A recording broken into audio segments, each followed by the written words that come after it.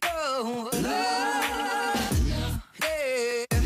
Go, go, love, yeah. Go, go, love, yeah. Hey, love, yeah. Go, go, love, yeah. Go, go. We're live, Greg. Hey, You Greg. threw me off. Greg. Yeah. We're live. Yeah. Okay. Thank you for the reminder, bud. Greg. I get we're live. I got thrown off because usually we're in a conversation and then you just casually turn the on button and then people just literally just see us as we're doing a conversation on air and stuff. So this is a change of pace. Very, very different change of pace for me, and I don't know how to react now. I'm thrown off. And if we know one thing, Greg does not like change. I don't like change. I have diagnosed adjustment disorder. It's very, very real. Do you have that? Really? Oh yeah, I was diagnosed with it about a year ago, 2 years ago, actually, 2 years ago. Ladies and gentlemen, that was very big. Greg shared part of his personal life on the show. That's awesome. First time. I do. Bud, you know, I gotta share stuff. Just how I'm gonna share about how angry I am that my God, that's supposed to be the fastest fucking thing that Verizon offers. It's just absolutely shitting the bed on me, and I'm going to be glitching like a motherfucker. So you're gonna have to carry the show like you always do, like I know you can for the next 2 hours because I'm at a loss, folks. This is going to make Gregpardy very, very interesting later when I ask a question and you can't answer it because you froze. Yeah, have the people seen that picture, by the way, that you sent me? It is out. It's now. out. Okay. Yep. That is an epic picture, and Thank you. must say you were clearly not busy at work today, if that's the case. I was busy at work. I made sure that I had time to do this. I carved out time to make the Gregpardy priorities. Yeah, Priorities. yeah, I love it. yeah. I mean, yeah. it You know was what? important. You know what? Another person could learn to carve out this type of stuff in his actual workday too, which is why our third man in the booth, is not here. He is currently pretending to like baseball for the next few hours, which we did call him out for in that case, but he's got some work related stuff. So tonight, 2 beers deep is just me and one Joshua LSS, who is returning from last week, by the way. Hooray! When he was out for the week. Bud, did you enjoy your vacation that you somehow slipped into your renegotiation when you came back on with I've us? gotten a lot of vacation time. Yeah, why is Chipper approving all this vacation time out of nowhere? I don't approve. I haven't taken a vacation day in like a year. Well, so I don't. That's on you. Yeah, I don't know what to tell true. you. That's very true. I'm a workaholic, you know? It's a problem. I've had to try to adjust. I've tried to figure out ways to surpass it, but unfortunately I haven't hit that blockade yet, you know? Steph is in the chat. What's up, Steph? Hi, Steph. Gregpardy is not happening till the second hour, so if you don't want to listen to us blab about sports, you can go and come back. We're just general stuff because that's what we do here at 2 Beers Deep and all that fun jazzy type stuff, you know? That's right. Steph, he just came back from seeing Dead and Company, by the way, in Colorado, which is a experience that I think most people should do at least once in their lifetime, I'm guessing. Even though I believe it's their last tour, isn't it? Yeah, so there's a rumor that Billy Strings is going to pick up the mantle at some point, which would be tight. Ooh. So, who knows? All right, let's open these things up. Let's do it. 3, 2, 1. What are you having, by the way, bud? And I appreciate, by the way, using a bottle opener on the show. We don't do that enough. Ooh, Shiner Bock. Okay. I didn't know you got Shiner out in Oklahoma City. You know that it's from Texas, right? I completely forgot about that. Okay. I not good. I'm not good with I'm not good with regional stuff, but it throws me off. And especially, I just found out that fuck, one of like the bigger like brewery brands apparently is shutting down after 130 years. I think. I can't What? remember who. I think it's Anchor. No. I think it's Anchor. Yeah, Anchor's actually officially halting production. But I believe Anchor's owned by Anheuser-Busch, so it's not necessarily like the worst. Anchor Brewing. Yep. Yeah, Anchor Brewing is shutting down officially. Oh, that is just crippling. Yeah. Oh. It is kind of it's fascinating how some of that stuff is happening because I mean, you kind of knew at some point there was going to be almost a brewery bubble, Yeah. you know? Yeah. Because by the way, shout out to Adam Storma. I talked with him about this for a little bit. I found it fascinating that a lot of the spaces, especially in Pittsburgh, you're not seeing a lot of newer ones opening. You're seeing a lot of current ones expand. Yep. I like that. I'm okay with that. No, I am too, because especially a lot of the places they're going to areas that don't necessarily have their own stuff. And if they want to try to like, or even collaborate with people that are already in the neighborhood, why not? We love beer here in PA and everywhere around this great goddamn country of ours. So why not give us more beer, you know? Greg, as someone who was on boots on the ground during the tragedy a couple of days ago, were you worried that Iron City was not going to replace the sign? See, here's the problem. There was that big concern where like the Swifties did try to take it over. The Swifties tried to take it. You didn't hear about this? No, the Swifties during when Taylor Swift was in concert, apparently some of the Swifties wanted to replace that sign with "Welcome to Swiftsburg." I believe. Swiftsburg. Oh, I mean, she is a Swiftsburg, yeah. Pennsylvania native. I mean, More the east side of the state, but she is a Pennsylvania native. she is a Pennsylvania native. I'll give her that. But yeah, apparently like a group of Swifties wanted to. I don't know if it was rent the billboard or like buy it and actually change it. But yeah, they wanted to make it "Welcome to Swissburg" while she was there. So that part I'm okay with. But I'm just grateful that Iron City is keeping it in the family with all that. I have not been to the new brewery out in I believe it's Creighton, PA. It's like right next to New Ken. It looks beautiful though. Oh, that's a bit of a trip. Fucking huge. You can see like the signs from the I can't remember what road it is, but like you can see very prominently like the brand new like Iron City logo just like lit up in that beautiful like area of the Alkiski Valley that is starting to make a comeback. So good on them that they're trying to bring jobs to the area, you know? Yeah, I mean, when the original Iron City logo went up, it felt like we were whole as a city. And then the ketchup bottles came down, and that felt really bad. And and then when it looked like maybe Iron City was done, it was absolutely crushing to think that we were fucking being taken over by all these corporations or whoever bought that. But no, have no fear. Icy Light is here, and that's all that matters. Icy Light ain't going anywhere. Hey, I also buy me an Icy Light. You know, that's what they say. Mm-hmm.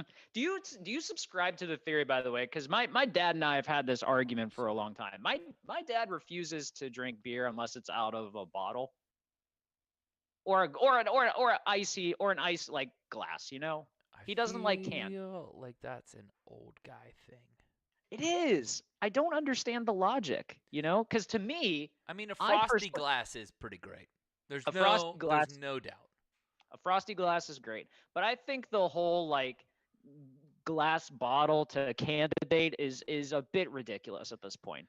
Especially now, if you hold this can in my hand, it's very cold. I can say can.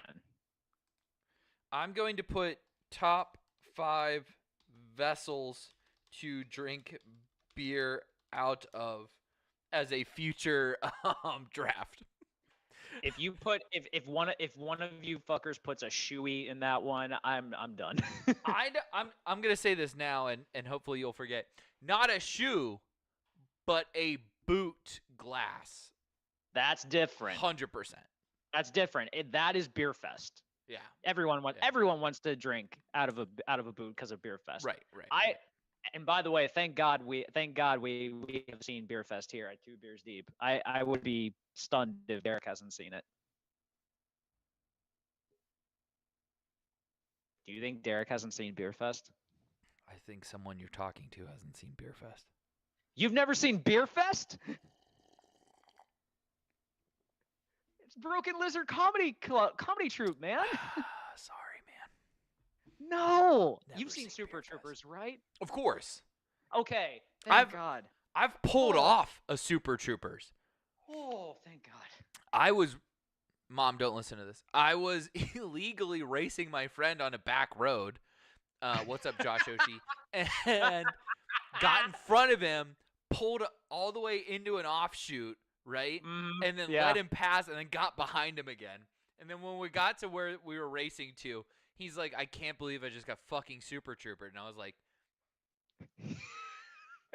yep, suck a dick. That's incredible. The girl I was dating at the time had not seen the movie yet and did not think that it was funny. She did not think the race was funny, but she was kind of like into the race. But when I intentionally lost to Super Trooper him, she's like, that's so dumb. You won. Why would you pull over? And then when we got there and she saw the devastation on his face. Who was the real winner here? I was. Let's be real. He still thinks about it. I know he's probably like, I could probably text him right now and be like, remember that time I Super Troopered you? And he'd be like, fuck, yeah. It still eats him up at night like 13 years later and stuff. Motherfucker Yeah. Super Troopered me. Yeah. Incredible. And But no. this is now one of the biggest badasses of Butler County's finest too. So it's really funny. Greg, let's go. It's right by my house. Oh, it's off 28. That makes sense. New right. Ken. Yep. Yeah.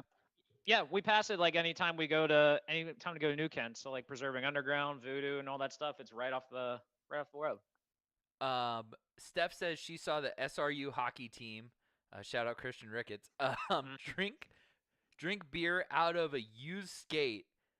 So as long as it's not that, I'm fine.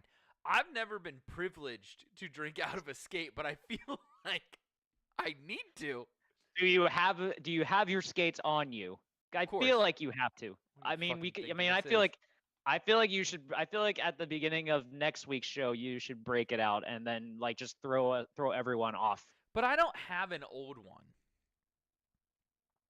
Do you know what I mean? But yeah, but like, doesn't drinking it out of an old one make it worse? No, I think it makes it better. How's it make it better? Like that's years of like pent up like filth and gunk at the bottom of your shoe that you're drinking. That skate has seen some battles. So you're what you're saying is you want to drink the battles that you've gone through. Basically. I mean, what would be the point of the Stanley Cup if it weren't for drinking from the same chalice that other warriors have drank from, and remembering the battles and what it takes to win it. And also, in some cases, have bathed their children in it too. Man, true. The one time we won a trophy in beer league that actually you could pour beer into it. There was a championship game happening on the other rink at the same time, and so like they only had one trophy. So like we got in the we took our pictures with it on the ice, and we got in the locker room, and I went to go pour a beer in it, and they're like, actually, we have to take it across the. And I'm like, this is so fucked up. That's so sad. It's hilarious, but it's so sad too. When I say used, I meant like worn that day during that day's game. It was disgusting. Oh, God. Okay, so here's what I'll do. I'll go have a skate, and I'll pour the beer in it. So wait, is it a skatey? Is that what it is then? Are we calling? Is that what we're calling it? Because I think the hockey term would be a skater. Okay. Yeah, a skater. Yeah. Skate. Or we could S and the Y. Skatesy. Could call it an icy, but then that'd be trademark infringement. It would be gimmick infringement. Gimmick infringement, trademark infringement. Where you ain't about that. No. Oh man. Oh, Josh, I wanted to get your take on this because Deke and I were talking about this at the beginning of last week's show, and I think you as a film buff are kind of going to be in an interesting situation here. So next week is kind of like a big movie weekend because there's two very different movies that are opening up that same weekend. Didn't that already happen? No, it's next weekend. Oh, okay. I thought that already happened. All right, shit. Okay. No. So next weekend, you have two almost polar opposite movies. Big You time. have, yeah, we have Christopher Nolan's return to the big screen with Oppenheimer, with an incredible cast that they have, and then you have Shelby.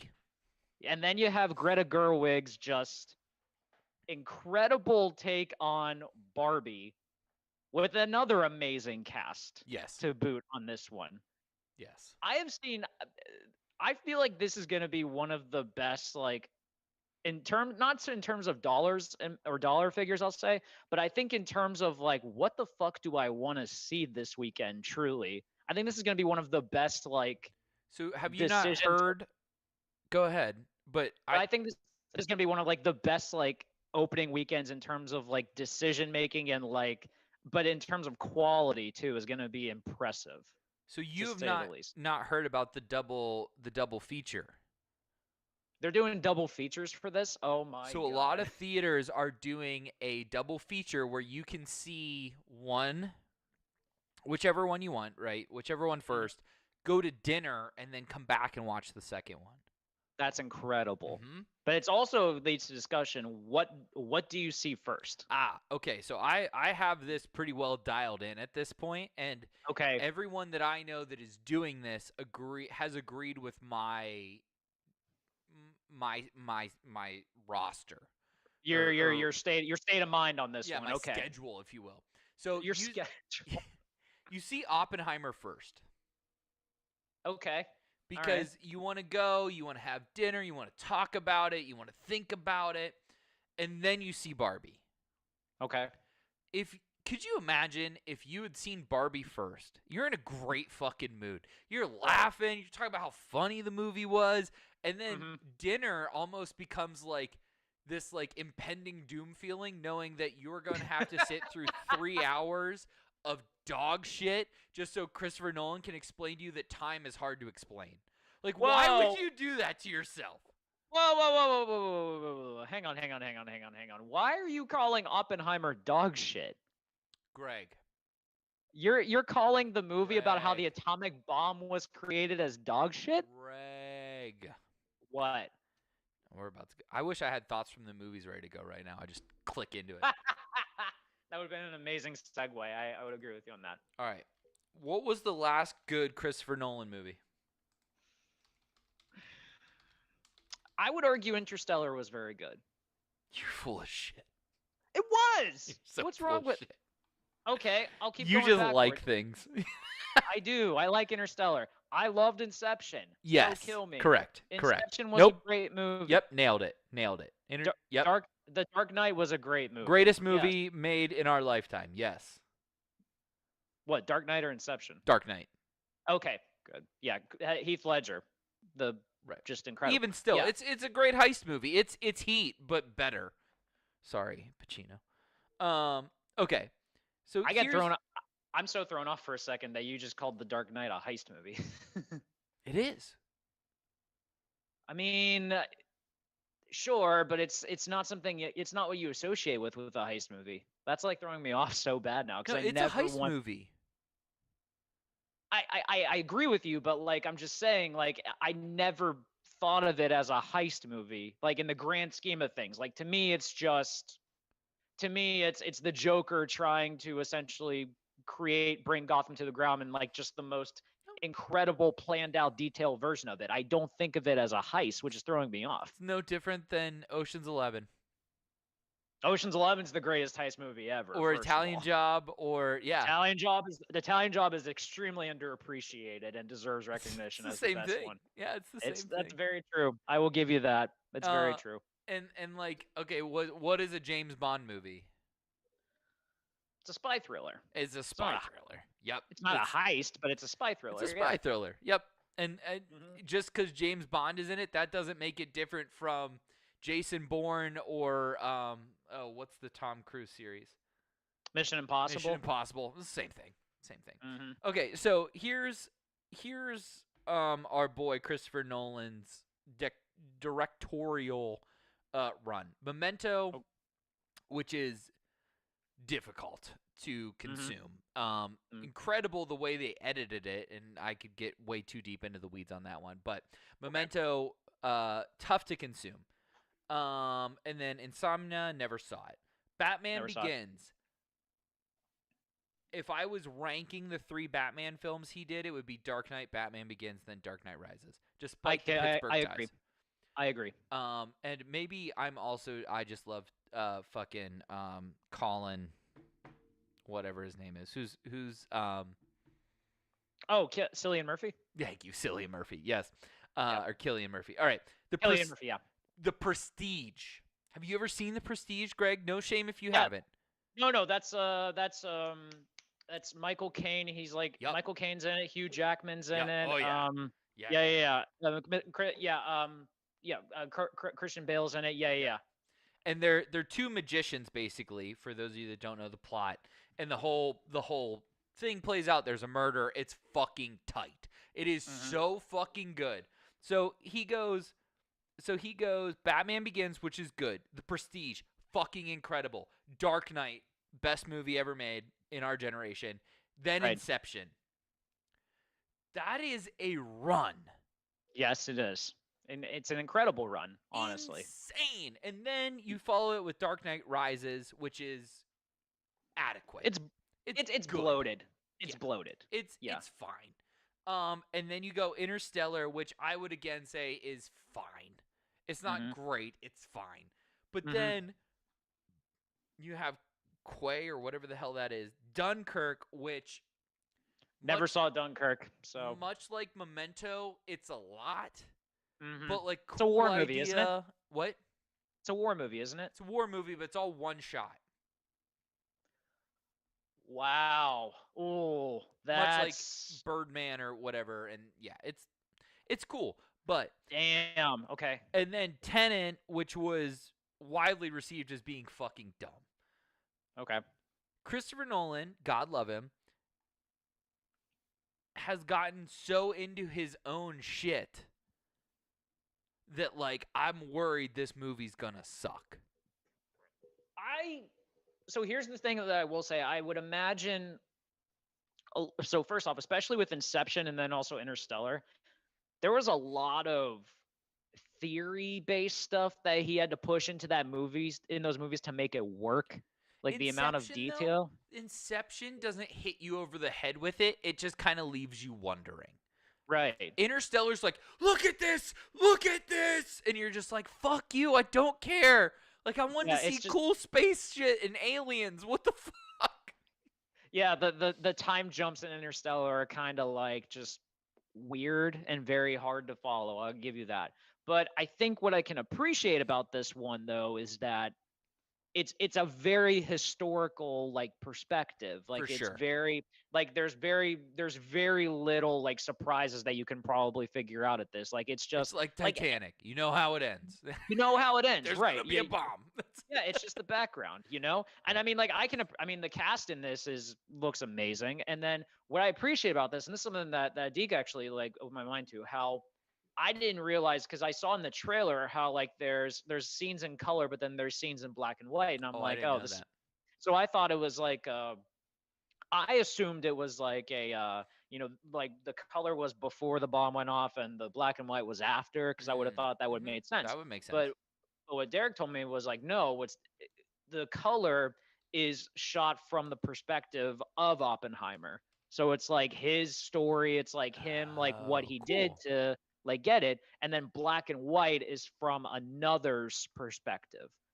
Okay. And I asked whose, and he said, I don't know, but like that's apparently the logic that they're going with. And I'm kind of like, and I'm fascinated because a lot of the black and white stuff is like taking place like, on Capitol Hill, where he's talking with the president and the cabinet and all this stuff and trying to get it to work and all that. So I'm curious how that works. But the logic makes sense of like Oppenheimer, like you think about it and then you wonder about it and then you spend time like trying to understand what you saw. And then Barbie just kind of lifts you back up about like, right.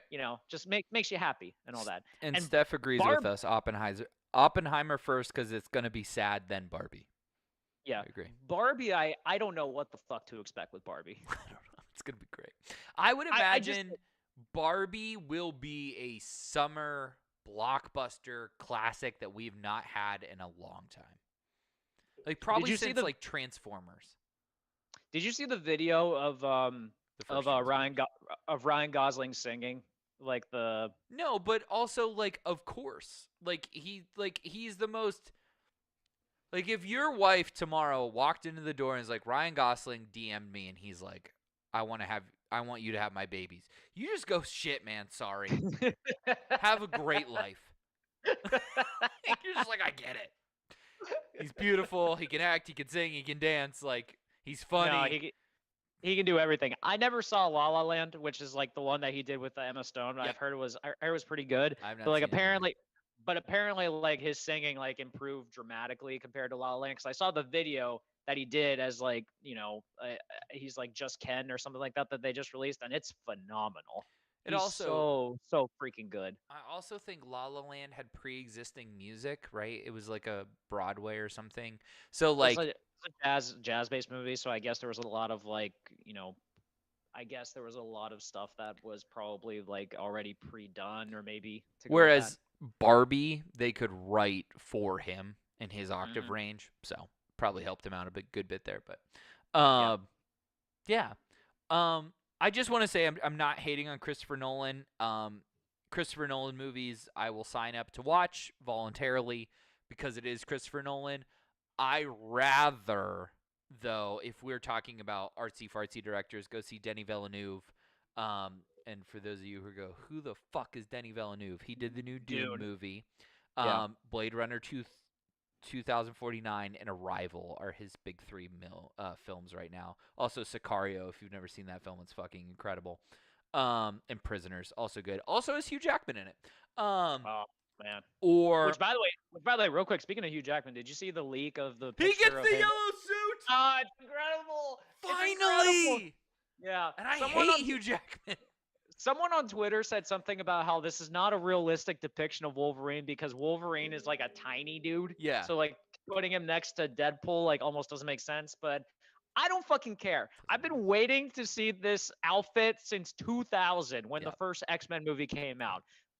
Fuck the first X-Men movie for doing like everyone in black with like a little color on the side that you could barely see. No, that is the goddamn outfit that I know and love of Wolverine. That is the outfit I grew up with the 90s cartoons Wolverine, and I'm thrilled we're getting it in an MCU movie. And shout out to Ryan Reynolds because you know Ryan Reynolds is the one that's like he's going in the yellow suit. I don't care what we have Sure. to do to make that happen. That's the only way I'm making this movie. Or I do hope that like in movie there's probably like some sort of like I don't know, like backhanded way that he got him in the suit somehow. I can't wait Yeah, for the story. there's like he's like naked. And he's like you should put something on, and then he gives him the suit. He's like I don't want to wear this, and then he's like but you look so cute, like or something fun. You did. I think He I told. turns the I've camera told and you goes, about. "It's for the people." Yes. Yeah. Which, by the way, I told you the thing about how I think I mentioned this to you. I don't know where like Ryan Reynolds apparently isn't allowed to ad lib while the writer strike is going on. He's not allowed to ad lib while the writer strike is going on. Mm-hmm. What's that mean? So like he's not. So, okay, he's not during the filming of Deadpool. So the writer strike is going on. Uh huh. He's when the writer strike officially went on. Like they essentially finished pre-production of Deadpool, so they got like the script done and everything. Ryan Reynolds is not allowed to like go like like Off script. improv. He's not allowed off script. He's not allowed to improv like for this Because movie. he's considered a writer. Then is that I believe so. interesting? Yeah. Yeah, so I heard about that and I'm like, fuck, that's gonna make it really difficult. But then again, I also find it funny because I think Ryan Reynolds of all people can find a way around it. Well, the actors just went on strike too, so Yeah, that's crazy. I would I imagine that filming has halted. yeah, you know what? You know what's gonna happen now, right? With the actors on strike, we're just gonna get like all junk TV on like every single major television network you can think of. I mean, I guess it depends what's already done, That's true, but right? something I actually never knew until I found out recently. The last not the previous writer's strike, which was like 2005, 2006 time, but the writer's strike in 1990, like 89, 90 area, was the same time that American Gladiators was pitched, Oh yeah.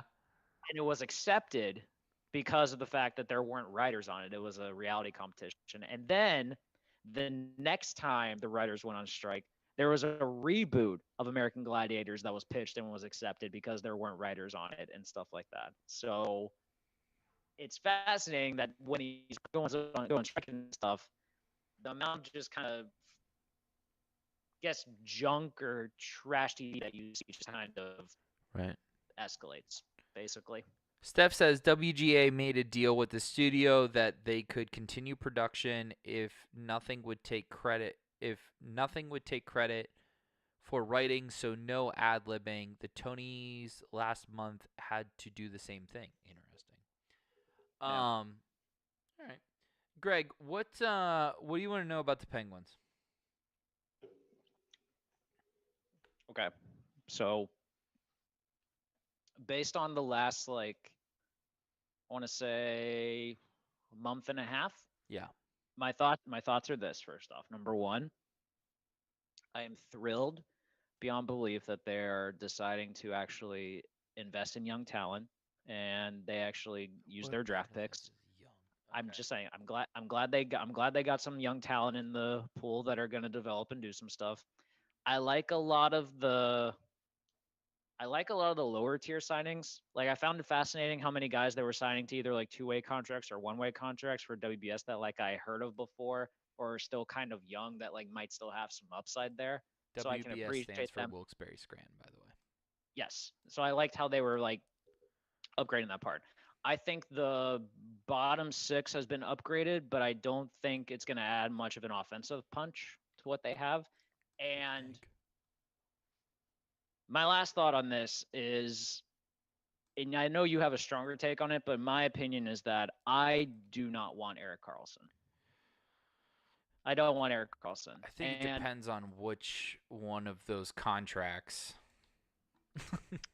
That's the other problem I have with it. So like people I think need to pay more attention to the fact that he has an $11 million cap hit for the next 3 years. Right. And I understand that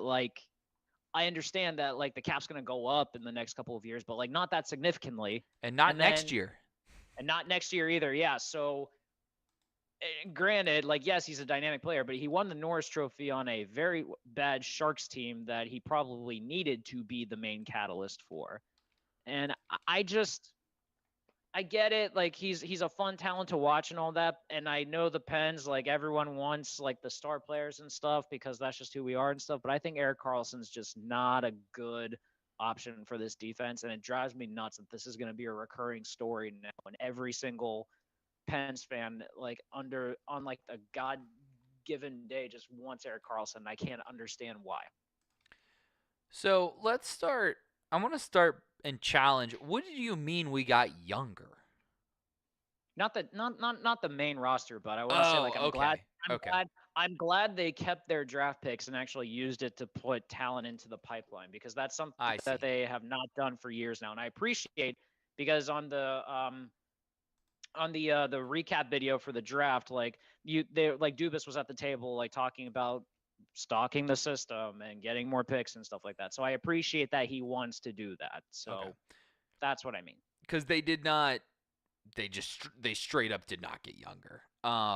You know, like I'm just going through some of the bigger contracts that bigger names that they went out and got. Okay, so let's start. Alex Nylander. He's a restricted free agent. Yeah, he hasn't signed yet. He's 20. But he is 20. Oh, he didn't sign? 25. He hasn't signed yet. No, he did. 1-year extension. Oh, he did? Okay. Yep. Oh, I was thinking of Drew O'Connor then. Yeah, Drew O'Connor did not sign. Noel Achari. That was a big one. Ooh, we got to leave. 31. Matt Nieto, 30. Ryan Graves, 28. Lars Eller, 34. Dmitry Kulikov, 32. Radim Zohir, or however, Big Z, We got him back. Oh boy, 27. Mangus Hellberg, who fucking sucks, is 32. I love Will Butcher to death. He's 28 and he was never that good outside of college. Andres Johansson, 28. I mean, like, you know what I mean? Like, they did not add youth to their bottom six. And I don't really even think they added anybody worth a fucking damn. I was so happy about that Riley Smith trade. Mm-hmm. It made so much sense to me. I also knew that meant that they could let Zucker walk. Which, has he signed a contract anywhere yet? That's a good question. He signed a 1 year with Seattle, I think. Oh, that sounds I think right. Seattle. Yep. Yeah. Wait, is that true? Nope, he's an Arizona Coyote. Oh, That poor God. bastard. God, he doesn't deserve that. He took the money and ran, baby. Good for him. Yeah, it's only 1 year though. Okay. So, like, basically they went out and did a whole bunch of dog shit, right? Andreas Johansson is somebody I'm actually okay with. You know, getting Big Z back, whatever. Dmitry Kulikov, he became an unrestricted free agent. We didn't sign him. I'm sorry. But, like, we went and got some more dog shit talent to be backup goalie. You know, two dudes who were basically punching each other face in Detroit just to get benched at the end of the year. And then I look at who we let walk away. Mm-hmm. Okay? Dustin Tokarski, fine, he was old, whatever. I just liked him. Ryan Poehling. Yeah, Ryan Poehling I did not get. Like, he would have been the fourth line center if he stayed, and he's 24, 25. And he wasn't healthy, so, like, maybe that was a play, but I'm surprised they didn't tender him a contract when they had the option to.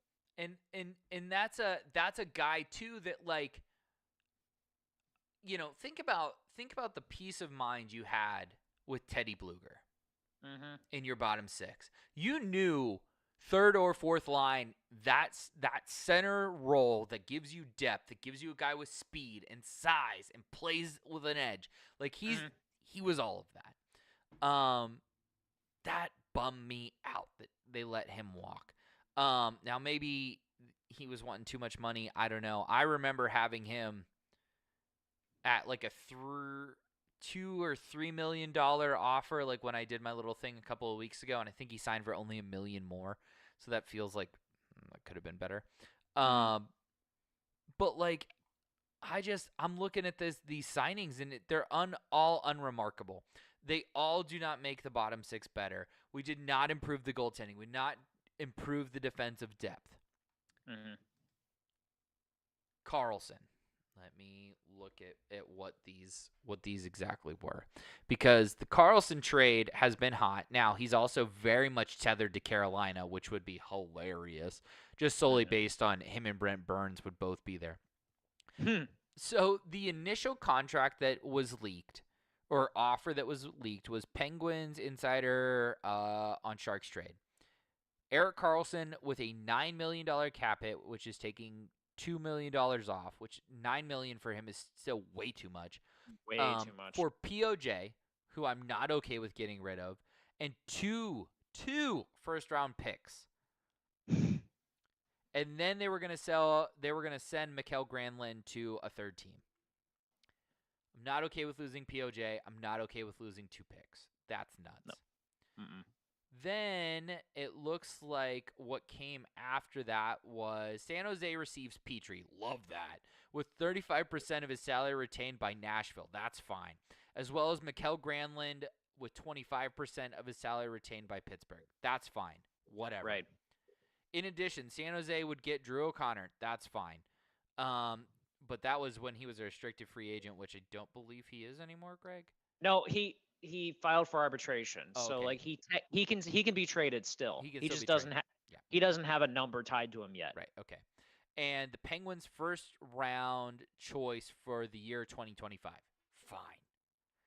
Penguins, for their part, would receive Erik Karlsson, with the Sharks agreeing to retain half of his salary.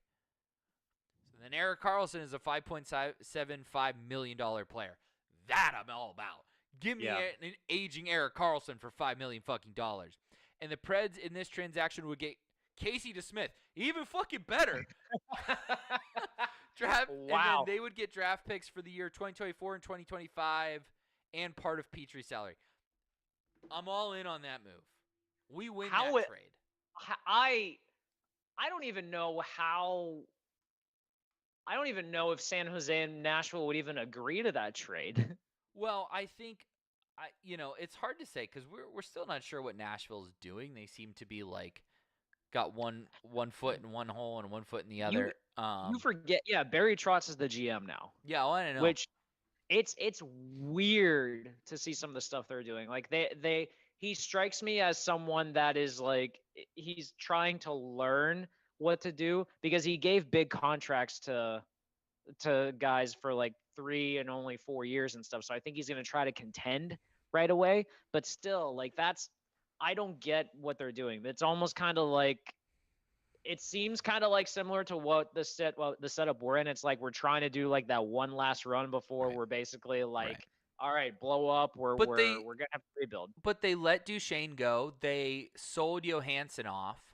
Mm-hmm. So like you know what I mean? Like they aren't like they don't have a roster to compete. They have UC Saros and they have what's the defenseman's name?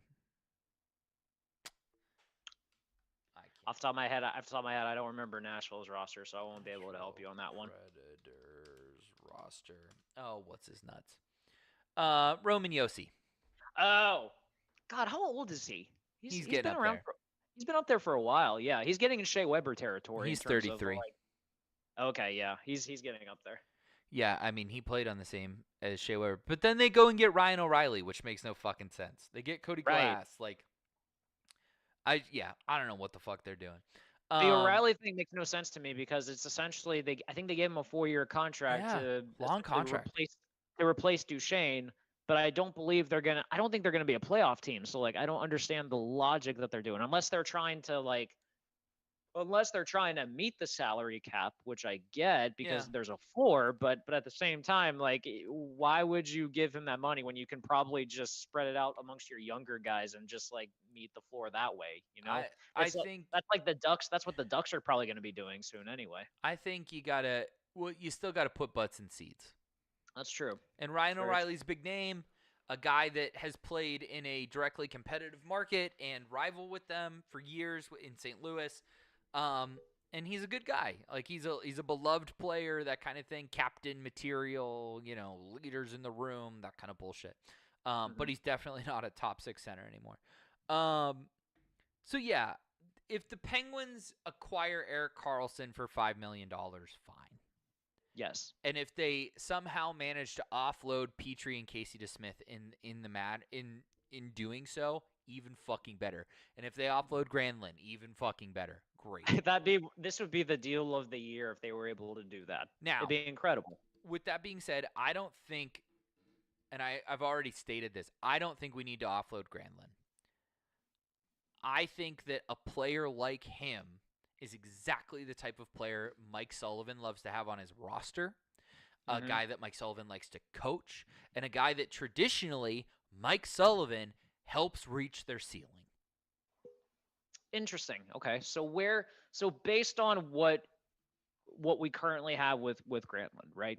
Like he's clearly middle 6. Okay. Middle 6. Where would be the perfect spot for him then? It would in your world. It would be awesome if he was on the third line. Okay. That's great. If he's on the third line, tight. If he has to play second line minutes because of injuries, whatever, fine. Not a big deal. Because particularly if you look at it, he's on the same side as Rust and he's on the opposite side of Rust and Raquel. So he would not be asked to be the producer on those lines. No, none whatsoever. He'd be the go-get-it boy. You know what I mean? So it's what he was known for, was his elite passing skills. And just a good motor and speed and all that kind of stuff. So and good defensive responsibility. So I'm okay with that. I'm fine with that. Mm-hmm. No problems. So he's on the same side that Gensel, Smith, and then him, right? So your left side is tight, right? And your right side is great with Rust and Raquel, obviously down the middle. Where though we have not made a serious, we have not planted a flag in the ground at third line center, Okay. which is, I don't have to explain to Pittsburghers how important third line center is. Last time we won a Literally. cup, Nick fucking Menino. Time Yep. before that, Jordan fucking Stahl. Okay, like this is the most important position in hockey. It is a key point, other than I would say your third pairing defense. These are Right. things that can swing the game. That your elite level talent is then allowed to just be elite, Right. especially So with an aging roster. So basically, what you're telling me is you're not necessarily the biggest fan of the idea of Lars Eller being our third line center. No. Lars Eller is old and was Yep. never a good third line center to begin with. Mm-hmm. He played fourth line in Colorado without Landeskog. Oh fuck! I did not realize that. Yeah. Okay, that's telling then. He could not beat out who the fuck was on their third line. I can't remember. But he couldn't take the third line job when Comfer had to move up to the second line. And Comfer is the guy that I wanted them to go fucking get. I stated that on this very fucking show. You did. Can't confirm. JT Comfer is now wasting away in fucking Margaritaville, aka Detroit, and I can't fucking stand it. Now they did say that Detroit is also trying to sign Patrick Kane, and Patrick Kane and Alex DeBrincat being flanking Dylan Larkin is gonna be fucking sick. But they won't have much punch after that.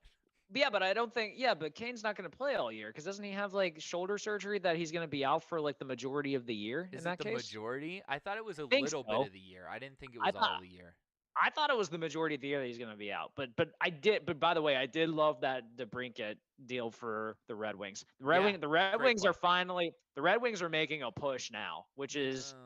Let's not get carried away. They got a lot of young talent, man. That they're kind of. They're getting there. A lot of young talent. They have no elite young talent. Yeah, Dylan Larkin's only good for is winning the fastest skater competition at the NHL All-Star Skills Challenge. And that's it. If you want to go back to our NBA thing we did during the All-Star game a couple of months ago, and we had the S tier, superstar tier, then we had All-Star, Monstar, Houday, right? He's an All-Star. Yeah. There's no doubt. Very, very good. He's in the Hall of very, very good. He is not elite. No. He is not elite. And ultimately that's the part that sucks. Now, he is being reunited with his college buddy, JT Compher, which I watched him, JT Compher, and this dude, Zach Hyman, absolutely rip up the Penn State Nittany Lions for well too long. The other two well too long, but also Dylan Larkin was only there for a year. Anyway, but yeah, I've been, Dubas started this off with a bang. Man, did he start this off with a bang. And I thought, holy shit, all right, let's go. We're going to win another one.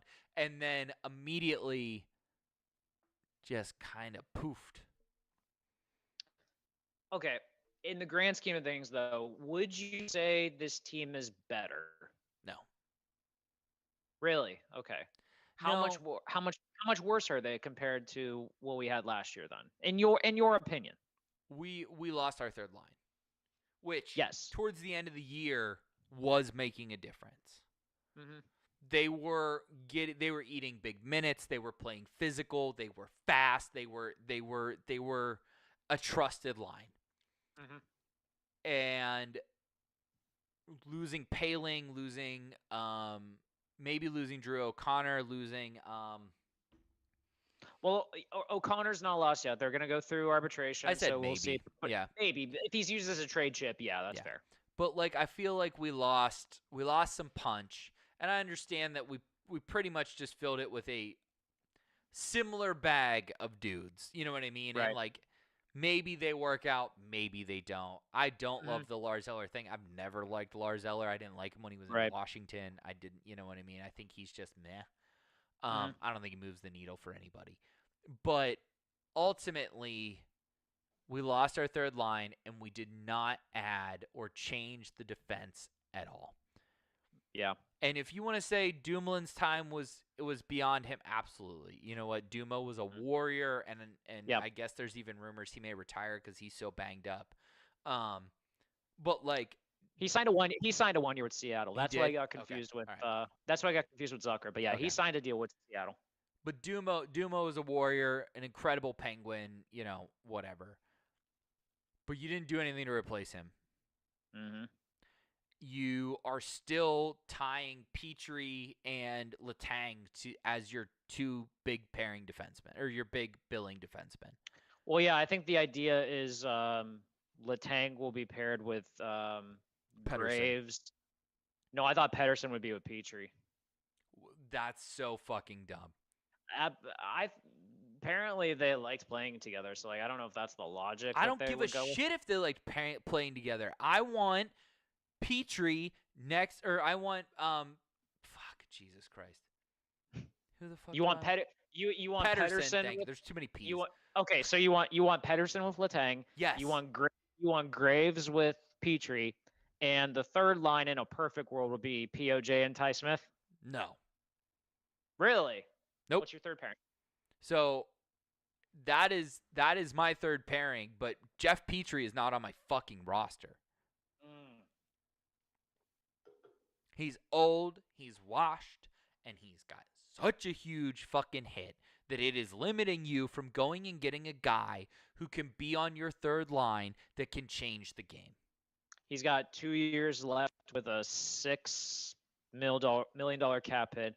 Kyle Dubas was apparently trying to like pump up the expectation by saying, "Oh yeah, I met with him.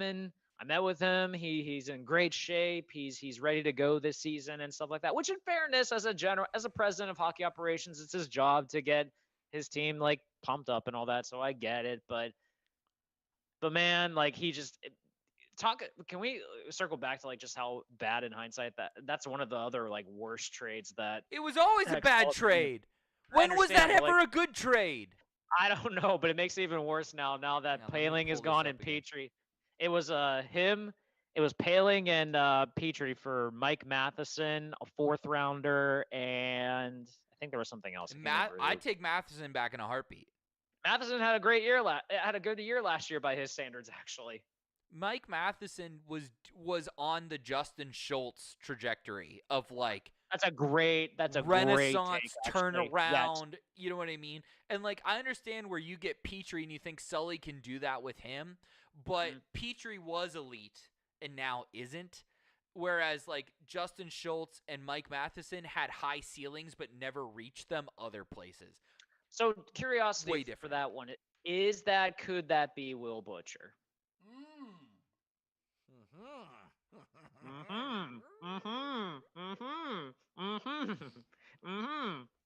I remember when there was a bidding war for his services as a college free agent. If Will Butcher is his next Renaissance, I will be fucking rock hard every game. Every game.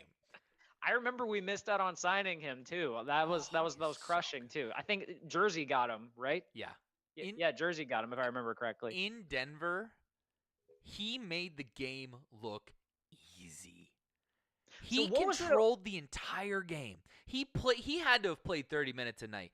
Denver did not roll like all 3 lines of their D. Just Will. They were like Will, and then whoever's ready to go out, they can go out with him. He would dominate. What was so then tell me, in your honest opinion, what has been holding him back in the pros then? It's not that easy. You know what I mean? Like at the college level. What an answer. At the college level, he would make plays on the blue line as like you would see like a college level forward just sprint by him. You know what I mean? Like he'd make a move on the blue line, whether it was a spin or a deke or off the boards to himself, whatever. So creative, so brilliant, so soft, so much touch. And then he would do that, and then you would watch the college player fly out of the zone and not stop and skate back or not stop before they get to him, and then they do the loop, and then Will would have walked in and found Blomqvist or whatever his fucking name was, the Swede, on the back door for an easy tap. That Denver team was so loaded. But he's not able to do that at this level. He's not doing what you know what I mean? He looked like fucking Chris Letang in college because everyone in college is like, is like the worst version of was Gomez or whatever the fuck. Not Gomez. Gomez. What was his name? Oh, I fucking hated him. Dominic Simone. It was Oh. college is a bunch of Dominic fucking Simones out there just fucking bumping into people and losing easy passes off their stick. And Will God damn, Butcher the was at least disrespect. competent. Like that's the difference. Whereas now in the NHL level, like Dominic Simone sucks. And like Yes. Sidney Crosby's like, go ahead, try to spin around me, bitch. Like this will be funny. Dominic Simone's a good fourth line player in the NHL, but No, he's not. He was never good. I can't believe he played on the first fucking line. Crosby liked him, man. I don't know what to tell you. Which is still mind blowing to me, by the way. Liked that like, Andy Hilbert and fucking Colby Armstrong in his second year. Let's all fucking take a chill pill. yeah, can we also like be realistic about this too? That like I loved when Patrick Hornquist played with Crosby. I really did. Man, And that then was a he long time ago. and Crosby hated it so much that like he like made it apparent to like get other wingers from. But like if you watch them play, they played so well together because Crosby was the guy that would like try to make the dirty passes, and Hornquist would just be the guy in the crease that would be trying to make a nightmare out of the goalie the entire time, which is a great compliment to each other, I think. Sid is the greatest average hockey player ever. I feel like if more people were watching this, you would have gotten so much hate right now in the comments. He does all the little things right. Yes. He always gets the puck out of the blue lines. He always makes the right pass. He always gets back on defense. He always wins faceoffs.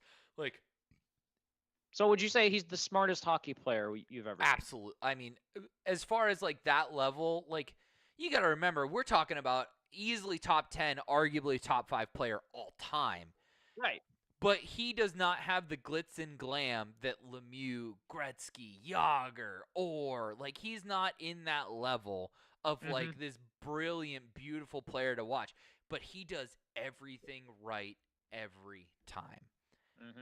It's a different type. It's a different type of elite. You know, it's Right. like you're not blessed by God with like just this uncanny ability to do whatever, but yet you just have the work ethic to know exactly what to do at every single point in a game and then be able to take advantage of it. But then that's when it is fun because he is touched by God because he can literally like swat the puck out of the air and make it like die on the ice. And you know what I mean? Like he does that kind of shit too. He's also got the best backhand in the history of hockey. But what I'm trying to say is the reason why a Patrick Hornquist, a Jake Gensel, a Brian Rust, a God love him, Andy Hilbert, and fucking Colby Armstrong play well with Sidney Crosby is because he plays straight line hockey. He plays simple hockey. And if you have paid attention at all while you were being coached, you know where to go, and he's going to make the rest happen.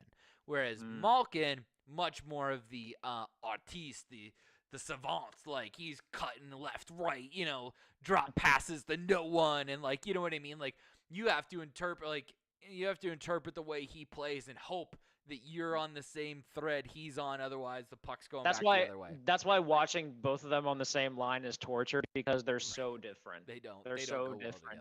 Well together. No, every they time don't. They're like the two-headed monster. I'm like, no, that's okay. Let's not do that. Whereas, like, you know, Letang is kind of the fun balance of both of them. You know what I mean? Where, like, Letang is just... I mean, I think Letang might be my favorite Penguin of the big three to watch. I mean, he's just... He skates so effortlessly. And when he is going, and especially when he was younger and healthy, God, he was just so creative and was able to create things out of nothing. And as much as Gino can create things out of nothing, he creates them for himself.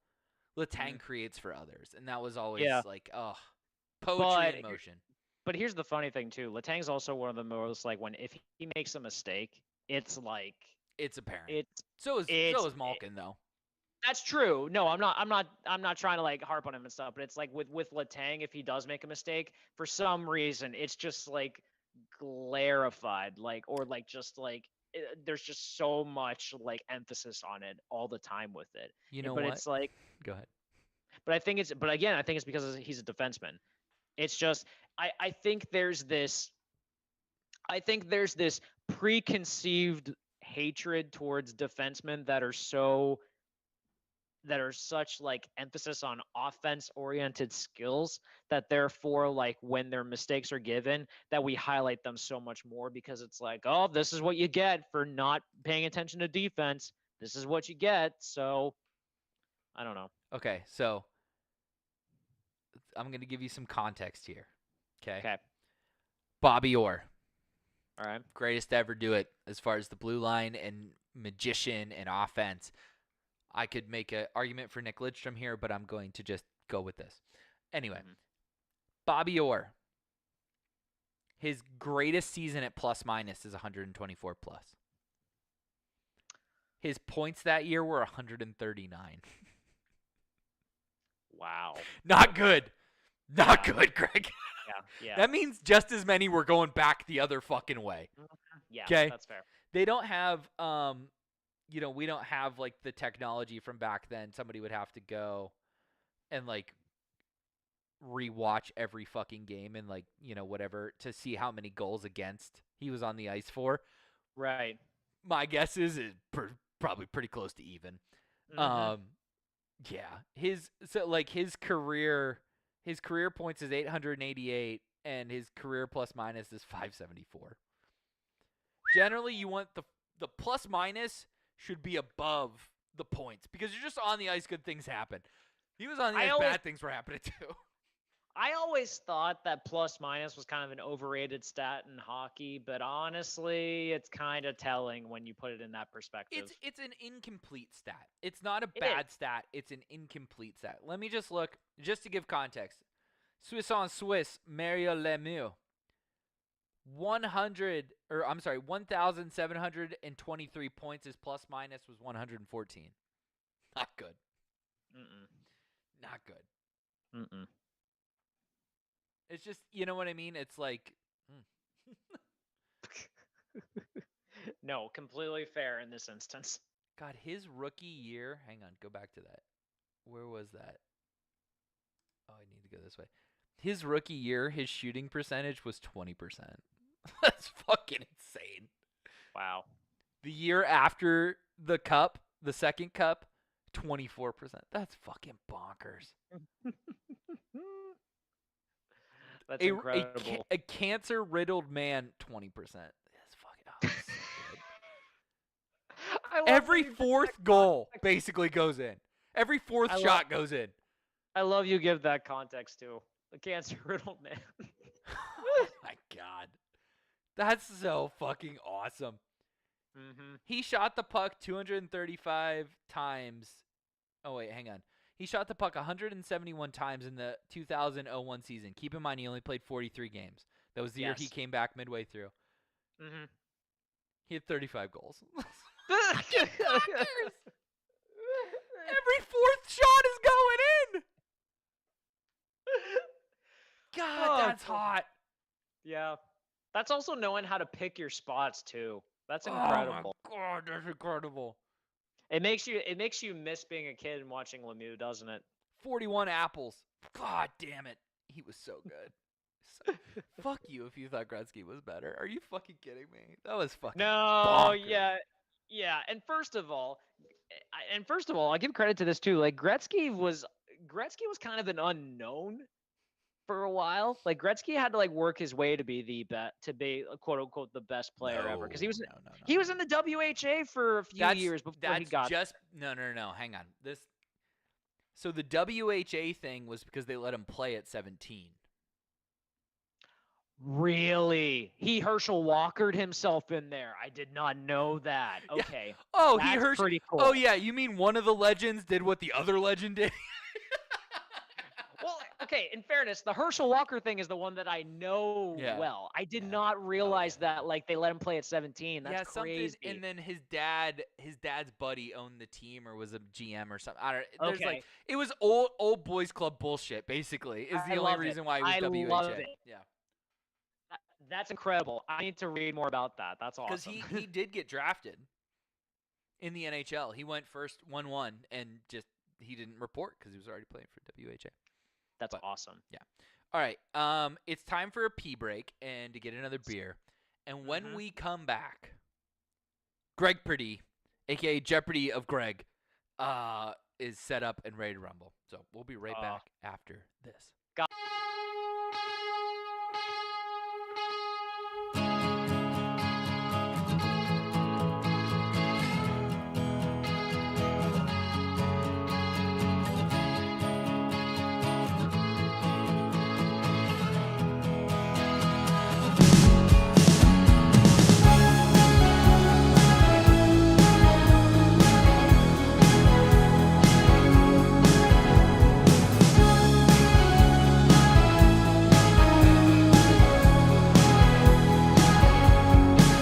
Can I stay just for today?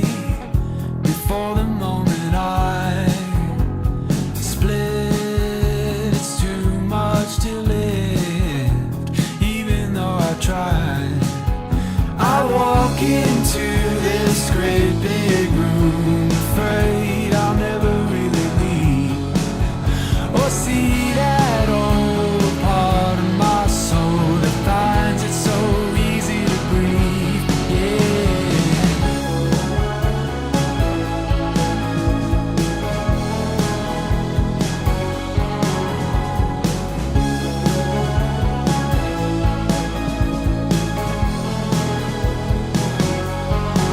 And I sleep tangled in sheets, wishing all my dreams would die down in the darkness of me. As I walk into this great big room, and all I see is your face. I want so bad to feel like that, to feel myself in this space.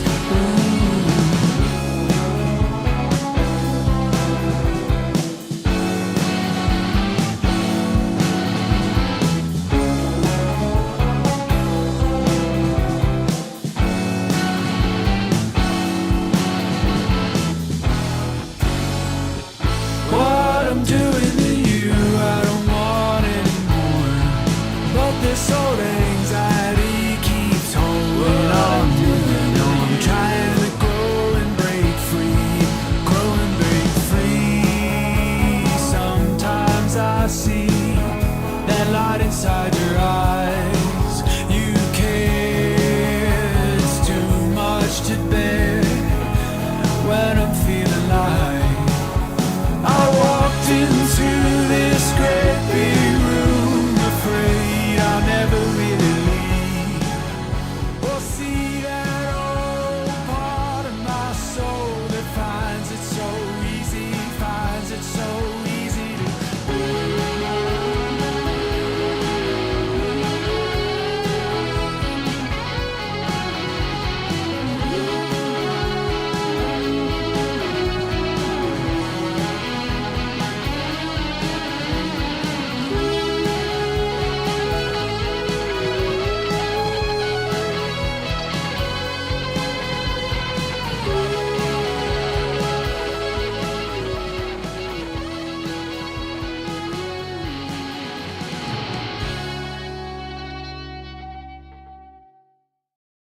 One. Okay, Greg, what were you gonna say? I was saying when we were talking about Will Butcher and I mentioned about Jersey getting him and stuff, I withheld everything I could to not say, and Jersey got colder again when he came there. I don't understand why you would hold that back. That seems like a great thing to do. All right. I don't know. It's Mayday Parade. What can I do? Welcome to Gregpardy. This is a game created out of my brain. And yes, I am wearing my old Aaron Rodgers jersey. I promise I'll have a new one by the time football kicks off here. But welcome to Gregpardy. So Greg, This is here's amazing. here's how this works. We have 6 categories. Okay. And it's same as Jeopardy as you're scoring money here. So 200 questions are easier, and then they get progressively harder, right? All right. I will tell you right now, I believe the hardest category here is Get Me Spider-Man. Here are the Okay. categories. Are you ready? Best I'm friends ready. Let's hear it. forever, which Okay. is all about me and you. Oh man. Hey brother, which is trivia questions about Hulk Hogan and Randy Macho Man Savage. Okay. Dragon Zord, which are trivia questions about the Green Ranger. Oh my God. R.I.P. Get Me Spider-Man, which are all questions about the 1990s animated series of Oh, Spider-Man. shit. Okay. Popping Punk, which is all about pop punk bands. The way this one will work is I'll give you 3 song titles. You have to tell me who the band is. Oh my God. And then, of course, the 2006 Pirates, as it is the All-Star. It was All-Star Game weekend. That was the year. It was hosted at PNC Park.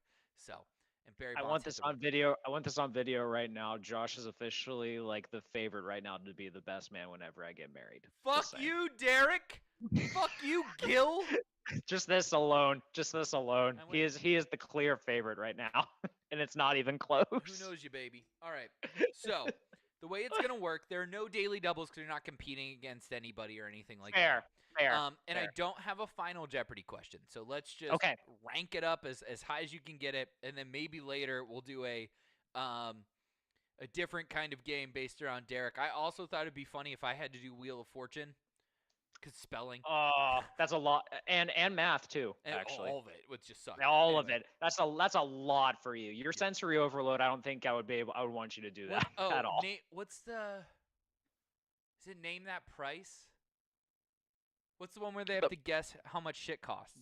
The Price is Right. Price is Right. Thank you, Bob Barker. Oh, I'm sorry. Bob Barker. God damn it! Have your pet spayed or neutered. We should make Derek do that one. All right, Greg. Yes. All right. Give me. The board is yours. Give me. Hey, brother. Hey, for brother. 200. For 200. Hey, brother, for 200. All right. How many versions were made of the Hulk Hogan Wrestle Buddy? And if you don't answer it in the proper thing, that's fine. It's not a big deal. I'm actually really mad because I just watched like a month ago the Major Wrestling Figures like history breakdown of that.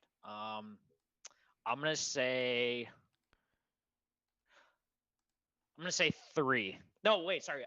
What is 3? Like I said, you don't have to say that. That is incorrect. There were 2 made. There was the original one made in the early 90s of the one that's behind me. And then Yes. there was the NWO Hulk Hogan was also made. Oh, damn it. Name That Price. Okay. Yeah, sorry, Steph. All right. Not good start. Not a good start, Not a Greg. good start. But you know what? The best part is you're not competing against anybody. So the board is I yours. am not. But I feel like there should be like a litmus to what I should get, in fairness, since this is stuff that I love. So that's gonna get me. Yeah, I mean, ultimately, like, I yeah. know. That's the part. I'm competing against myself and my own glory in this case. right. Give me Dragon Zord for 200. Dragon Zord for 200. Okay. What was Tommy's job in Power Rangers Dino Thunder? He was a biology teacher. Correct. All right, Greg gets $200. Yeah. Huzzah! This is fun. This is as good as I imagined it. All right. If Great. this was actually like loading up my Venmo account as we were going, I would have been thrilled if that was the case. Shiner box on you. Shiner Bog, yeah. I'm gonna keep it going. Give me Dragon's War for 400. I like it. Yeah, stay hot with it, right? Stay hot. Yeah. Okay. Yeah. What is Tommy's last name? Oliver. That's fucking right, Greg. Huzzah! All right, now I gotta do Motherfucker, let's math. go. Plus 400. 600. All right. Oh, this will be amazing. This is so You know dumb. what? You know what? Let's keep it hot. Give me Dragon Zord 600. please. Dragon Zord for 600. All right, Dragon Zord for 600. What was the date the Green Ranger passed away? R.I.P. Oh no. It got progressively harder. I do not know the date. How about the year? Can you give me the year? I believe it was this year, 2023.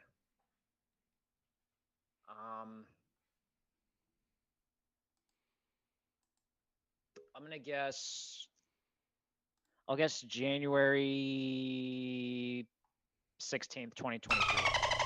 Incorrect. Mm. You were. I mean, it was November 19th, 2022. Oh, damn. Okay. That should have been a clue with the year thing. Shit. All right. Yeah, I completely did not pay attention to the actual date. I just remember it happening. Yeah. Ugh. All right. Give me Dragon's Sword for 800 then. All right, Dragon Zord for 800.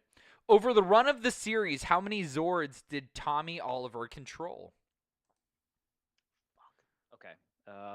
Dragon Zord, White Tiger Zord, Falcon Zord. There was the White Shogun Zord. The Red Red Hawk Zord from Zeo, the Battleizer Zord, the Red Super Zeo Zord, the Red Turbo Zord, and the Brachio Zord. 9. You're so certain about this that I'm going to double check. How many Zoids? Zoids? I'm sorry, Zoids. Did Tommy control? 1, 2, 3, 4.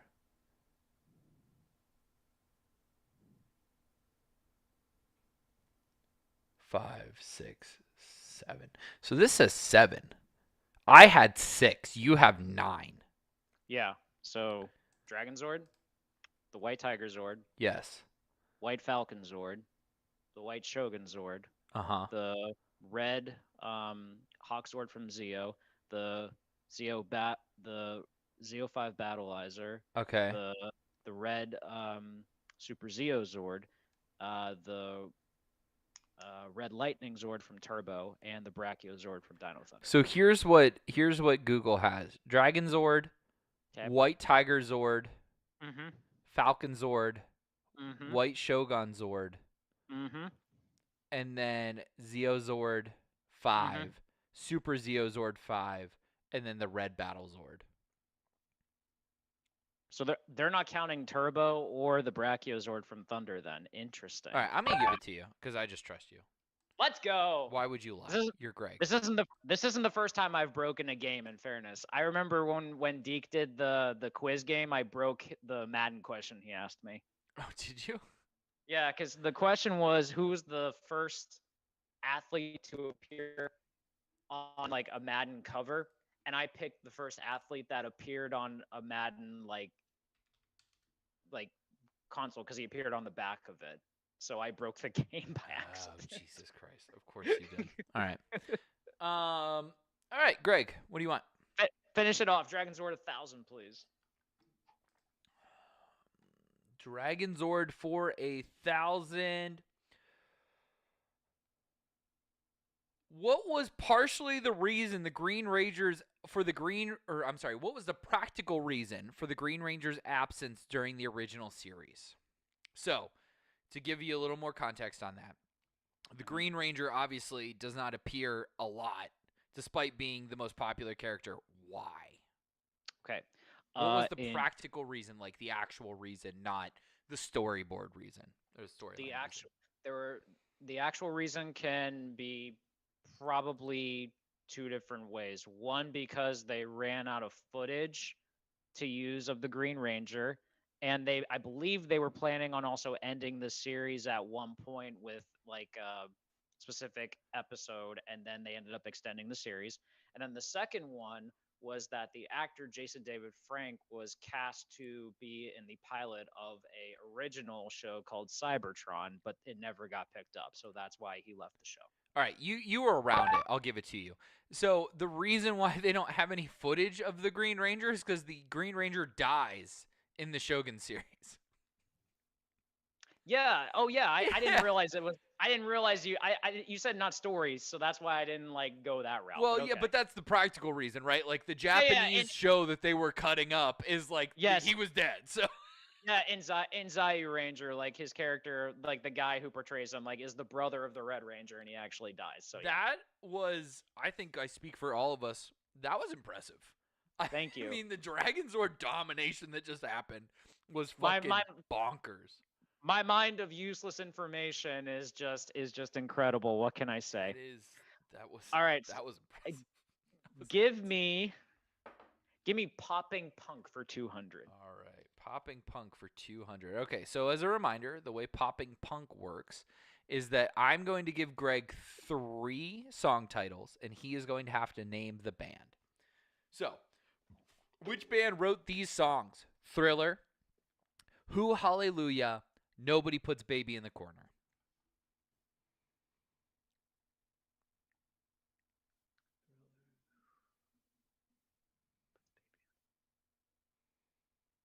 Say the middle one again.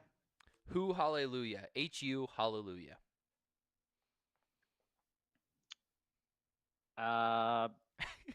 Finding out Greg was a Power Ranger kid really fulfilled a friendship that was missing for me.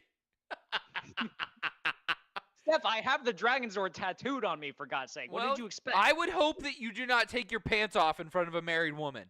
I'm not doing that, Greg. no. I believe...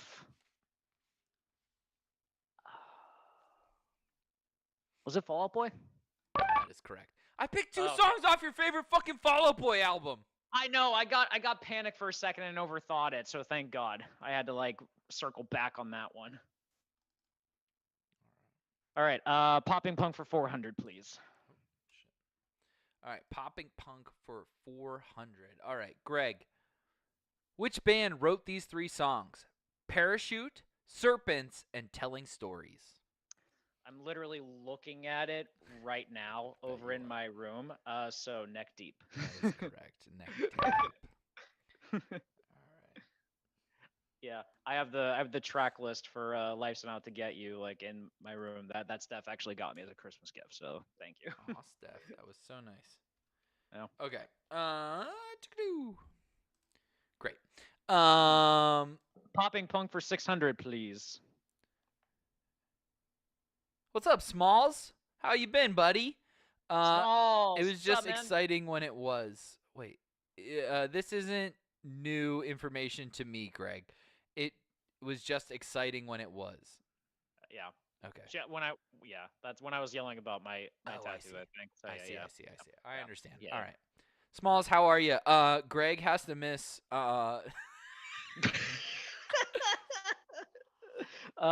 Greg has to Smalls, miss the let me know- backyard brawl because his brother's getting married. Tell me how much that sucks. All right. Why would you put that on air? No, it sucks for All me, right. not for you. Except Yeah, for when I it take your sucks. ticket.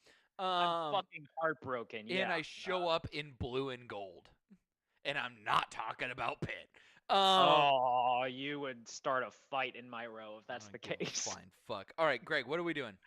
Pop and puck for 600, please. Popping punk for 600. All right. Greg, which band wrote these 3 songs? Oh shit, I almost fucked that up. Okay. That's good. Which band wrote these 3 songs? 1958, A Shot in the Dark, Better Off This Way.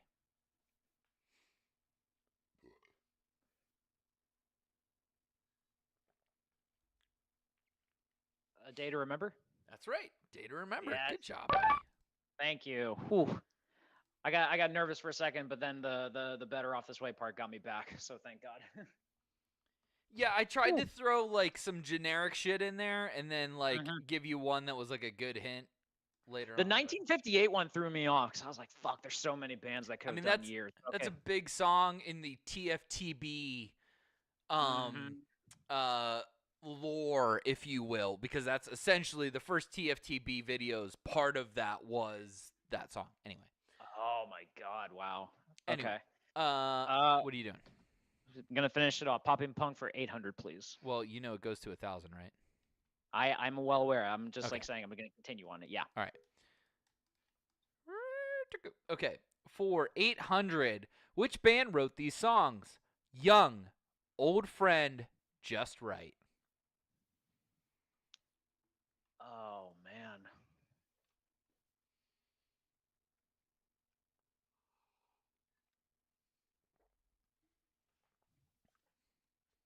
Old friend, just right. I do not know this one. I'm gonna guess. I'm gonna guess Story So Far. Incorrect. Oh, who was it? You're thinking with your brain that I'm the one that gave all these bands. And I will tell you that it is not solo me. This is Grayscale. No! Oh my god! What a pheasant. What a pheasant. Damn it! You just thought Steph was in the chat just randomly? Like, you just thought that she wasn't waiting the entire show for this segment? Fuck! That upsets me. You want to do Popping Punk for a grand? Yes, I gotta Alright. redeem myself somehow. This is gonna hurt. This is gonna hurt. Which band wrote these songs? Misfits, Manic, and Liar. Magnolia Park. That's correct. Oh, I just That gave him a Grayscale- grand there, Steph. I shouldn't that have Grays- revealed that until later. that Grayscale one's gonna haunt me forever now. Yeah. I'm so mad. She's not going to let you live it down, which I appreciate. No, about she's Steph. not. No, she's not. Oh, fuck. Yeah. Thanks a lot. I just got a text saying she's gonna fight me now, which is great. I wouldn't want to fight Steph. That's me. No, don't fight Steph. She will kill you more than likely. Pretty much. I mean, she killed Austin publicly in front of everyone. Just That's to earn our trust, really, I think, more than anything. That's very true. Yeah. Credit to her on that one. This one's gonna be interesting for me because I haven't watched it in a while, but I'm gonna try. Get me Spider-Man 200, please. Okay, get me Spider-Man for 200. This is, again, the hardest category. I agree. So this is gonna be fascinating if I remember these. Well, and So- I pulled no punches because I knew that this would be... I knew this and Dragon Zord would be your best categories, other than maybe Best Friends Forever, so I did not pull up. All right. Why was the Hobgoblin featured before the Green Goblin in the series? because in the series, Norman Osborn was still developing the gas that turned him Let me into stop you. the Let me Green stop Goblin. you. Let me stop you. What was the practical reason why Hobgoblin debuted before Green Goblin? Not the storyline reason. The practical reason, oh god, I'm trying to remember because Hobgoblin was like the fiance to Felicia Hardy in it. The reason that he appeared first. Steph Was he killed try- Austin purely for the joy of it, is what she said. I think it was Hobgoblin was trying to, like, I guess, rob Oscorp or something. So Stop thinking about storyline. Well, when you say practical and storyline, I'm getting mixed up in that sense. So, ugh. Practical reason. Outside of the storyline, why did that happen? Outside of the storyline, why did that happen? Fuck, I do not know. I'm overthinking it. All right. I'm overthinking it. Like, explain it to me. The Hobgoblin toy was already in production. Oh, motherfucker! Motherfucker! This is not going to be an easy category for you. No, it's not. I'm not. I'm overthinking it. Shit. Okay. God Maybe. damn. I gotta be Maybe not. way too. I gotta be way more simpler. Maybe, maybe not. We'll see. Yeah. We'll All right. see. Give me Spider-Man 400, please. All right. Get me Spider-Man. Get me Spider-Man. Spider-Man. All right. And arguably, like, I just want to, like, the callback to all of the Spider-Men pointing at each other in Across the Spider-Verse is still just was well worth it. And also at the end of Into the Spider-Verse when it's teased is incredible. too. Yes. Okay. Mhm. Get me Spider-Man for 400. This science is a study of genetic exploration and manipulation of DNA. This science is a study of genetic exploration and manipulation of DNA. Oh God.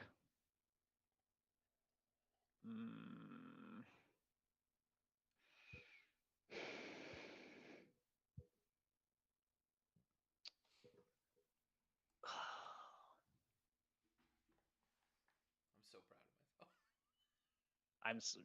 You should be. This is awful. I'm guessing Dr. Kirk Connors was the specialist in it.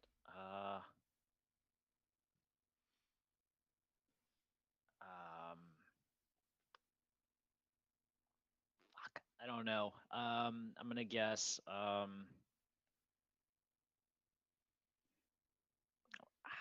No, it's a bad one, but might as well. Microbiology.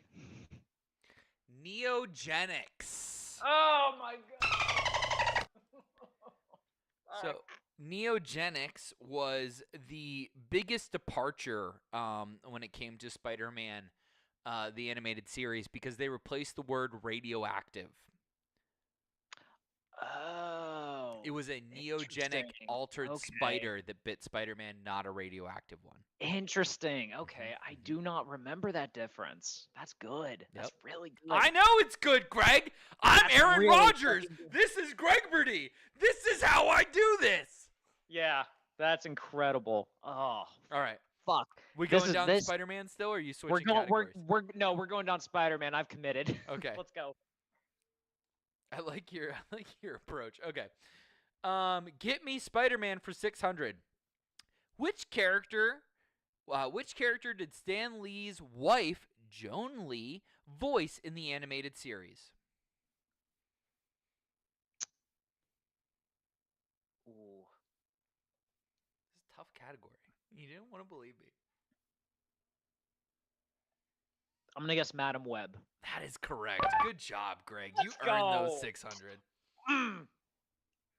I was like, okay, it could have been Aunt May, but I'm like, no, it would have had to have been someone special. And that Madam Web had to have been it. So yeah.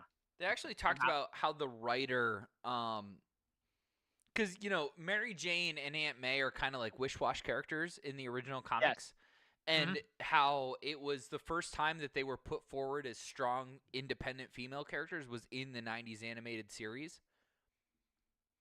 It's probably one of the longest-lasting impacts on Spider-Man lore as a whole was from that, and Greg has completely frozen. Oh no. Is he going to come back? Am I still on? I'm still on. Let's see how long it takes Greg to come back. Shit. Did I lose him? Oh, man. Greg. Come back to us, Greg. Oh, he's really gone. That's not good. What do I do now? Do I prank Gregpardy by myself? Greg! Come back, Greg! Oh, no. All right, shit. All right, well, I guess I'm on Two Beers Deep by myself now because Greg has left the chat, as some would say. Holy shit, he really crashed. That's so funny. Do I remove him? What do I do here? What's up, Sid? I just see. Oh boy, is right. What the fuck do we do now, buddy? You want to join the Zoom and you can play Gregpardy? Hell of a time to join. Yes, it's a hell of a time to join. What do we do? Fuck. He couldn't take Gregpardy heat. He couldn't. He quit. Greg, listen to me. Greg quit when Get Me Spider-Man got too hot. He didn't want any part of that. He said, I'm fucking out. He couldn't deal with it. That's fucking incredible. I never took Greg for a quitter. Wow. Gregpardy got too hot. All right, I'm going to remove him and see. This is going to really fuck shit up. All right, hang on. Don't report. All right. How do I get, can I get me just solo on here? Josh. Okay, hang on. Let me just get me in this. All right. Whoop. All right. This is what I wanted all along. Is I wanted to create a situation where I just get to talk to all of you. This is now welcome to a Great Depression. We're taking over. Everyone deal with it. All right, let me try to fucking get Greg back in here. Let's give old Gregors a call here. He's freaking out, I guarantee it. All right. Oh, man.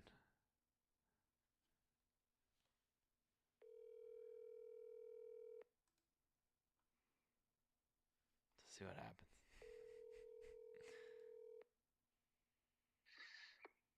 I lost power.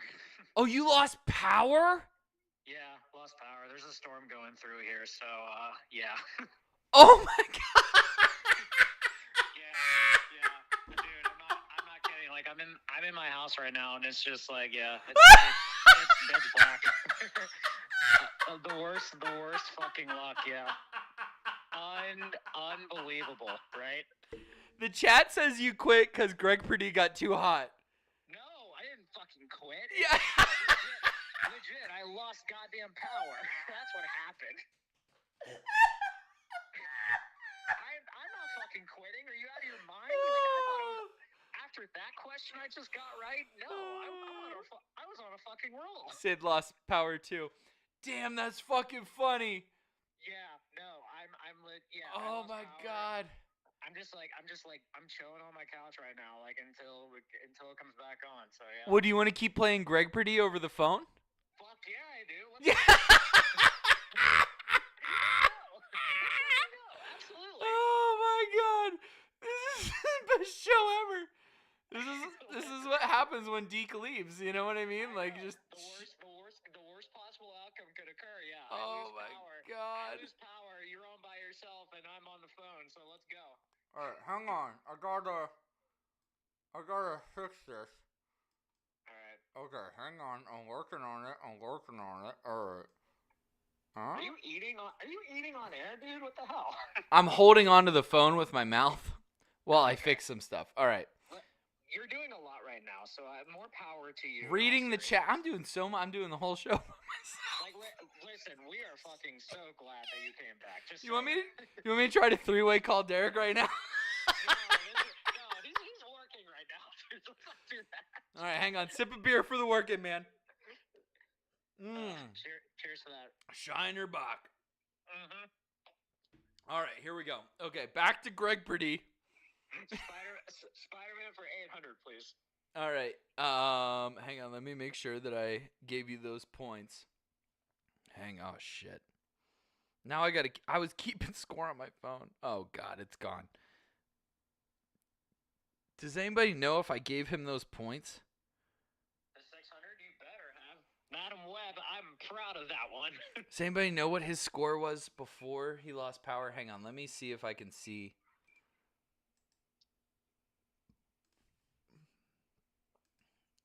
Okay. Yes, I must have given you points for that. All right. Thank you, YouTube. Okay. This is awesome. All right. Okay. All right. So you did the 600. We answered that one correctly. Oh, let me get rid of this. Okay. All right. We're moving that down. And all right, we're back. Okay.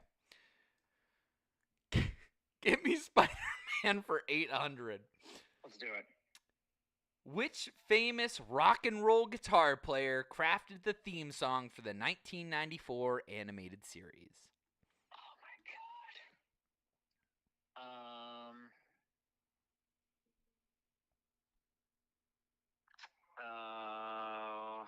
God damn. Famous rock and roller.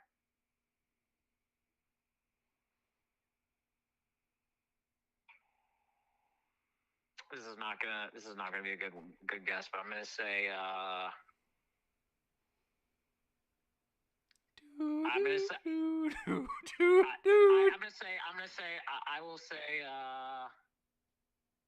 I'll say Bowie. That is incorrect. Who was it? Aerosmith guitar player Joe Perry was the one that crafted the man. song. That's a good one. That's a really good one. Yeah, I would have never known that one. So that's an excellent one on your part. All right, you're doing for 1,000 Spider-Man? Yes. Okay. Yeah, let's finish it off. This was very difficult. Which is the only which is the only actor to reprise his role between two different Spider-Man animated series?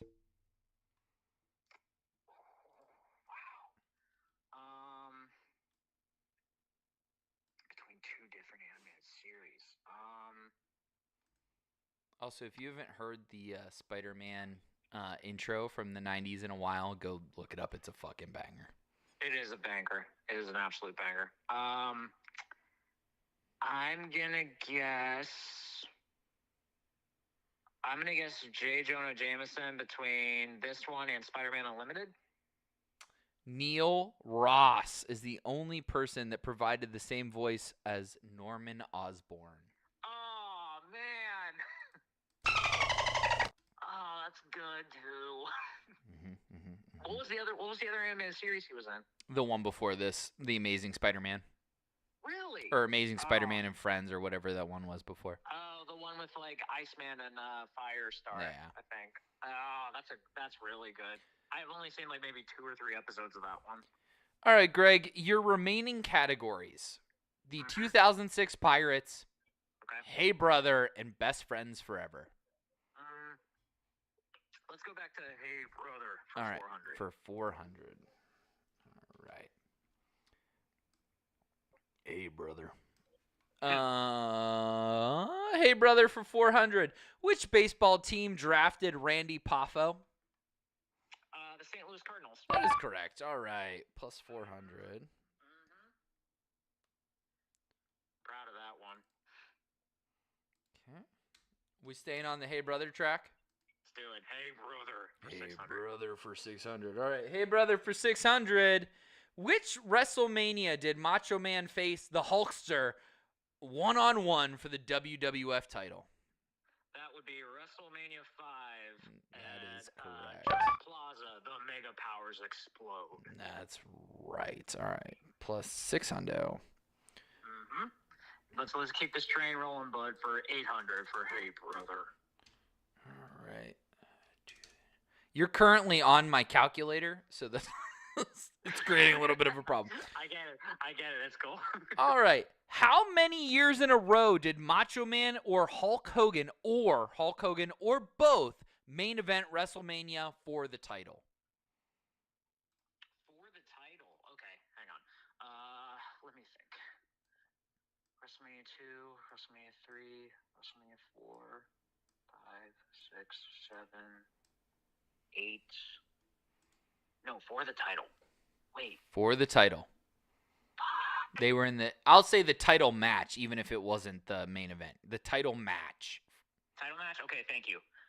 All right, so because 8's the tricky one, because that's Savage and Flair for the title, but it wasn't the main event. Okay, so 8 and then 9 because he appeared at the end.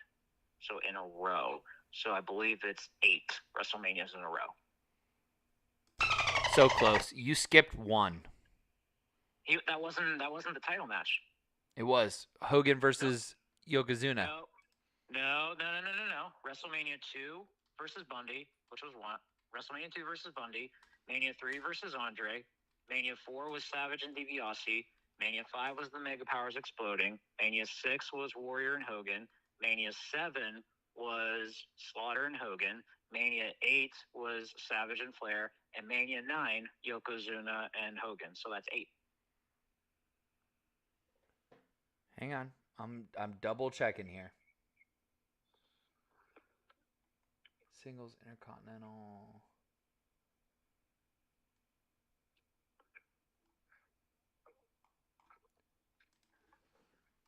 Who fought for the belt at WrestleMania 1? They didn't have a title match. It was a tag match. That was Hogan and Mr. T versus Orndorff and Piper. WrestleMania title matches. Yeah, you're right. Greg broke it again. I told you, I'm good for that. I mean, that's why there's judges. That's why there's judges on what is this game? Jeopardy. Jeopardy, yeah. They're the ones that they're in the background to make sure that they do the beep beep beep. Right. Or whatever. All right. All right, we're doing Hey Brother for 1,000? Hey Brother for 1,000. All right, Hey Brother for 1,000. Gregpardy. What is the combined billing weight of the Mega Powers? Wow. I know. Really, that was a stinker one. I was pretty proud of that one. Really, this is a great one, bud. Okay, for the longest time, Hogan was billed as like 303. So I just got to remember what Savage was. You're on the right path. That's for sure. I'm gonna guess 500 and 578 pounds. If you would have said 539, I would have called you a fucking cheater. I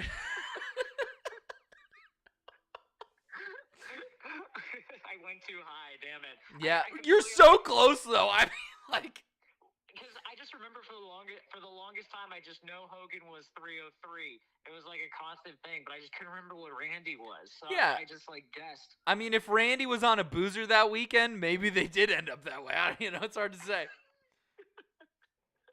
I forgot how lean the Macho Man was. Yeah, you know? he was. I mean, especially like for that time, he was awfully small.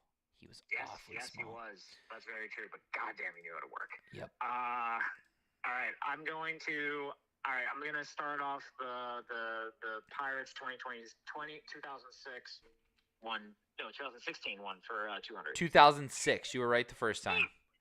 2006 for 200, please. All right. 06 Pirates for 200. Who was the lone bucko to make the All-Star game at PNC Park that year? At PNC Park, I believe that was Freddie Sanchez. Incorrect. Jason Bay.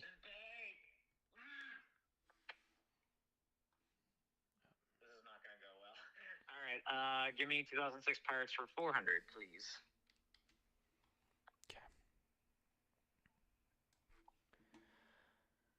Which three players finished in the team's top 3 for hits? Finished in top 3. Yeah, you nailed it, hits. Sid.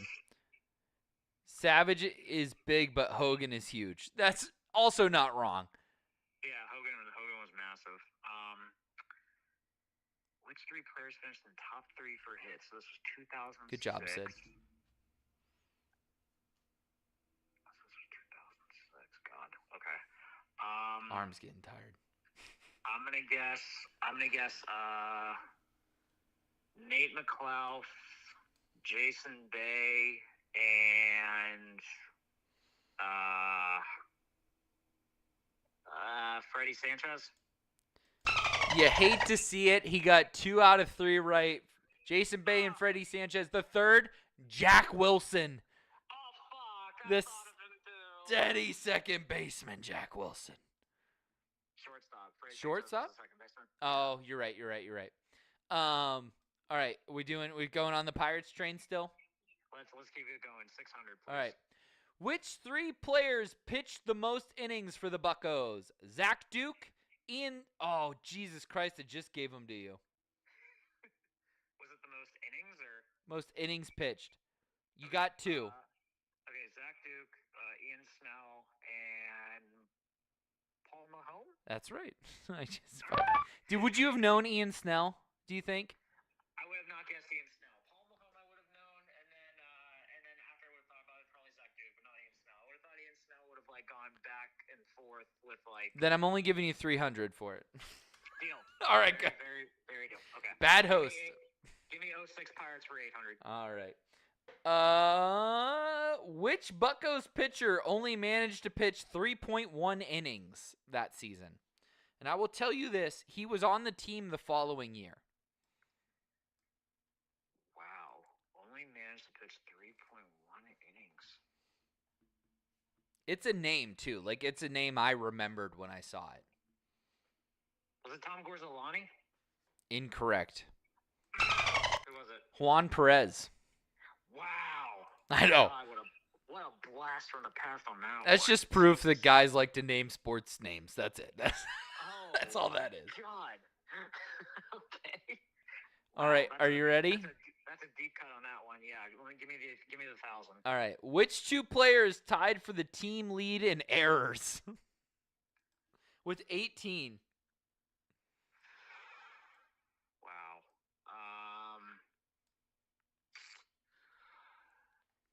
Oh God. This is 2006 too. I'm gonna guess Ryan Domit and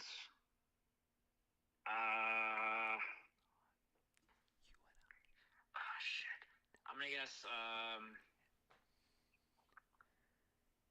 Randall Simon. Incorrect. Jose Castillo and Jack Wilson. Oh, those are good ones too. Damn it. That was fuck. That was harder than the Spider-Man one, actually. God Well, damn. there we go. Oh shit. Okay. All right. Let's finish this off the only way we can. Give me the best friends one for 200. Best friends forever for 200. All right, here we go. On December 15th, 2017, these wrestlers battled for the Ring of Honor Heavyweight Championship. That is Cody Rhodes and Dalton Castle. That is correct. And who won that one, Greg? Dalton Castle, because Oh, he is the greatest, and you are also a Dalton Castle boy. that's right. And who said that he was going to win? You did. That's right. That's what I thought. All right. What drink did Josh bring CM Punk at the meet and greet? I believe it was This is after we did the. This This was is for the after picture autograph part. Yeah. signing. This is after the autograph signing. We walked to the plaza because I got Starbucks, and I believe you gave him a bang. Incorrect. It was a Oh, kill cliff. damn it! Oh, I'm not good with these energy drinks. Fuck. Yeah, it was a kill cliff, and he said he'd actually drink it. So, there you I go. believe he did. I believe he did too. I do too. All right, give me the 600. All right.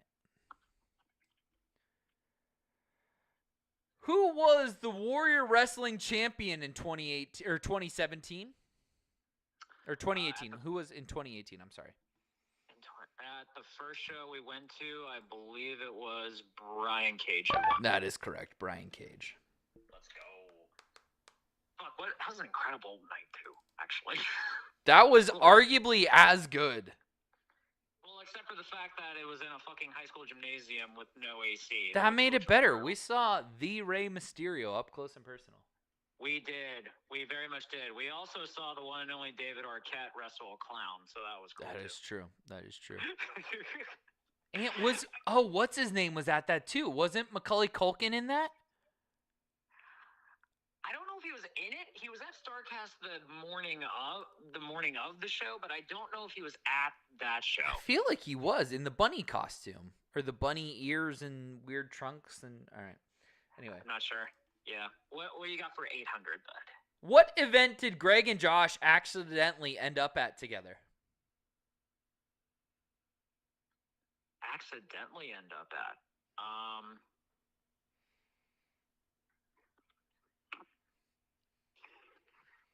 Fuck, accidentally? We were there independently. You were there with your somebody, and I was there with some other people.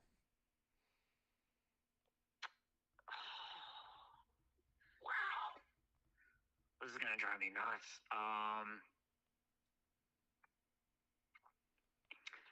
Fuck. I was there with my previous significant other, and you were there with other people. Nope. Wow. Nope, that's not necessarily the truth. We went with different people. That's all I'll tell you. We went with different people. Oh, different people. Okay. Wow. Ran into each other. Shit.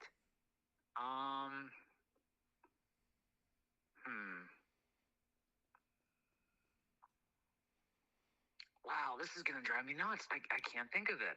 Do, do, do, do, do, do, do.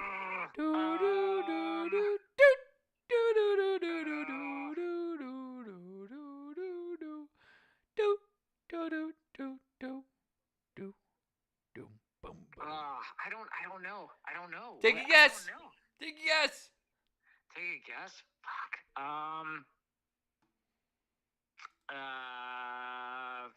Fuck. I'm thinking concert. I'm thinking. Nope. wrestling Just say show. something. Say something. Say something. Anything. Go. I don't know. A pirate game. I don't know. That's it! Wait, what? Cubs versus Pirates, right field bleachers, baby. Oh my God! When I was up there with my dad and you were with your family. Holy shit! That's right. Wow, that was such a. Oh my God, that was such a vague question. I did not know that one.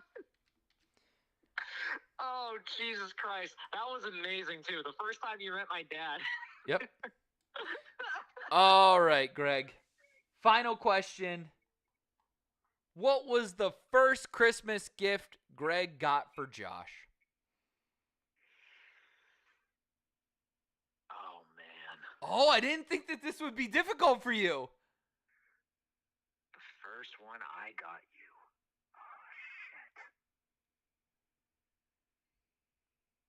Wow, I've gotten you a few, so I'm like circling back now on this one. Fuck.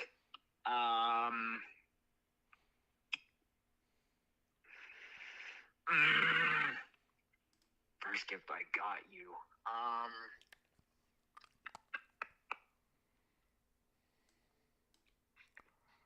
Oh crap.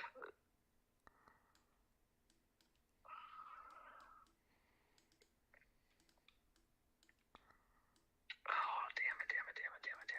I'm gonna be really mad when I realize what it was. Fuck.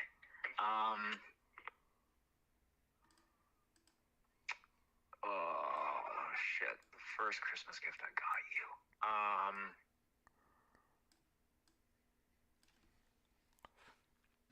Do do do do do do do do do do do do.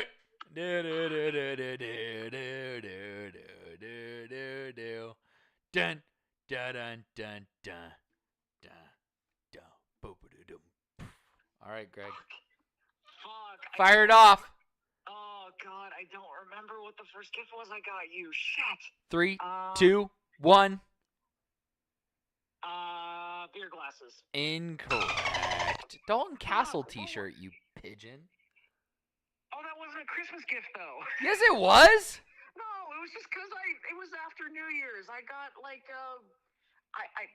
took advantage of pro wrestling teases like 20% off sale, and I This decided. whole to time I something thought it on was a top of Christmas that. gift because you loved me. I do love you, but I wanted to get you something as a surprise. What It a wasn't fucking Christmas- pheasant. No, it wasn't a Christmas gift. It was just the kindness of my heart gift. Oh my god. All right. Well, I hate you for it now. Oh, damn it. The total for Gregpardy is $7,900. Dude, I wish I had that. I wish I had that right now.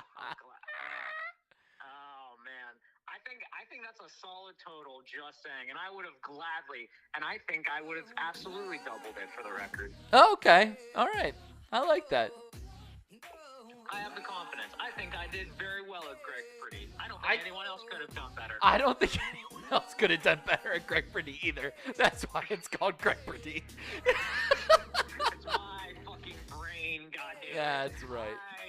I am the master of my domain. That is correct. Oh my goodness. All right. Well, my arm's getting tired and it's time to go home.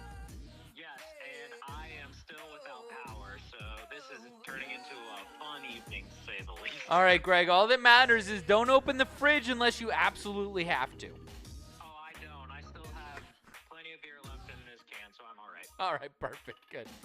All right, everybody. Thank you for watching Two Beers Deep. Next week we'll be back to a full roster, hopefully, and maybe we'll play some more Gregpardy. Listen, Gregpardy was a hit, goddammit, and no one can touch me at Gregpardy. That's I right. am the king. All right. Love yins. We'll see you later.